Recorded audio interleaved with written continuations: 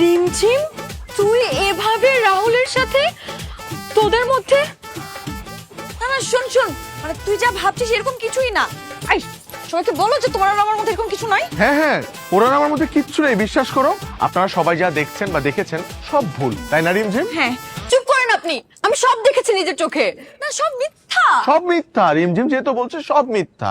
আর ও বিয়ের আসর থেকে পালিয়ে আমার সাথে কোথাও যায়নি। তুই ওর সাথে পালিয়ে গিয়ে একসাথে থেকেছিস? ও দেখ, তুই যা ভাবছিস সত্যি ভুল, সব মিথ্যা। আমি তোমাকে বলছি। আমি কি করলাম? আমি তো বলছি, তোমার কথায় সাই দিলাম। হ্যাঁ, সব ভুল, সব মিথ্যা। চুপ, দুজনেই চুপ। তুই না বললি তুই ওকে চিনিস না?